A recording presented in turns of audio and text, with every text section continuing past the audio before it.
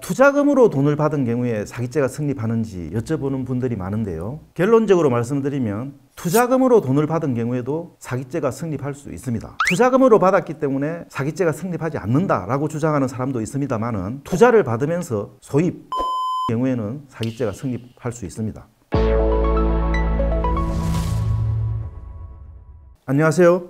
검사 출신 박규석 변호사입니다. 오늘은 돈을 빌렸다가 갚지 않는 경우에 사기죄에 해당하는지에 대해서 말씀드리겠습니다. 결론적으로 말씀드리면 사기죄가 될 수도 있고 안 될 수도 있습니다. 사기죄는 다른 사람을 기망해서, 즉 속여서 재물을 편취하거나 재산상의 이익을 취득함으로써 성립하는 범죄이므로 차용금 사기죄가 성립하려면 다른 사람으로부터 돈을 빌릴 당시에 객관적인 측면에서 기망행위가 있어야 하고 주관적인 측면에서 속이려는 의사, 즉 편취 의사가 있어야 하는데요. 기망행위와 편취 의사는 사실상 동전의 양면과 같다고 할 수 있습니다. 따라서 단순히 돈을 빌린 후 갚지 않았다는 사정만으로는 사기죄가 성립하는 것은 아니고요. 이런 경우는 단순한 민사상 채무불이행에 불과하죠. 돈을 빌려서 갚지 않은 사실 외에 기망행위와 편취 의사가 인정되는 경우, 즉 변제 의사나 변제 능력이 없이 돈을 빌리는 경우에 사기죄가 성립합니다. 이론적으로는 이렇게 설명을 드렸는데요. 실무적으로 돈을 빌려 갚지 않은 경우에 사기죄에 해당하는지 아니면 단순한 민사상의 채무불이행에 해당하는지를 판별을 하는 것이 상당히 어렵습니다. 다른 재산범죄, 예를 들어 횡령죄 같은 경우에는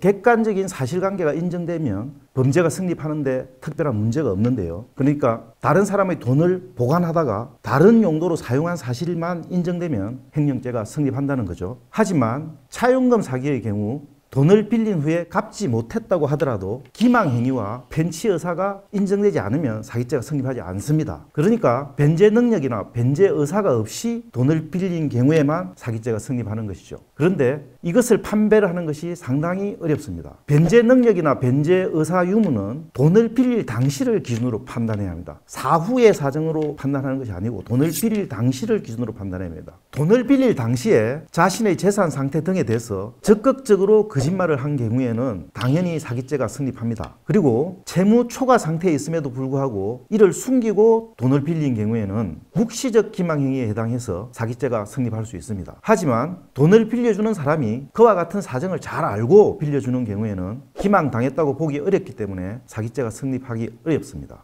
투자금으로 돈을 받은 경우에 사기죄가 성립하는지 여부도 문제가 되겠습니다. 혹자는 투자금으로 받았기 때문에 사기죄가 성립하지 않는다라고 주장하는 사람도 있습니다만은 투자금으로 돈을 받은 경우에도 사기죄가 성립할 수 있습니다. 투자를 받아서 어떤 사업을 했는데 처음 예상과 다르게 사업이 잘 진행되지 않아서 투자금을 돌려주지 못한 경우에는 사기죄가 성립하기가 쉽지 않습니다. 그러나 투자를 받으면서 사업의 장래성에 대해서 과장을 한 경우에 소위 뻥을 친 경우에는 사기죄가 성립할 수 있습니다. 그리고 돈을 빌렸다가 변제기일까지 갚지 못한 경우에 이를 나중에 변제한 경우에도 사기죄가 성립하는지 여쭤보는 분들이 많은데요. 사기죄는 돈을 빌릴 당시에 변제 능력이나 변제 의사 없이 돈을 빌리면 성립하는 것이지 추후 변제 여부는 원칙적으로 사기죄의 성립 여부와는 관계가 없습니다. 하지만 실무적으로는 변제기일이 지나서라도 변제를 하거나 합의를 한 경우에는 경찰이나 검찰에서 혐의 없음 쪽으로 가는 경우가 대부분입니다.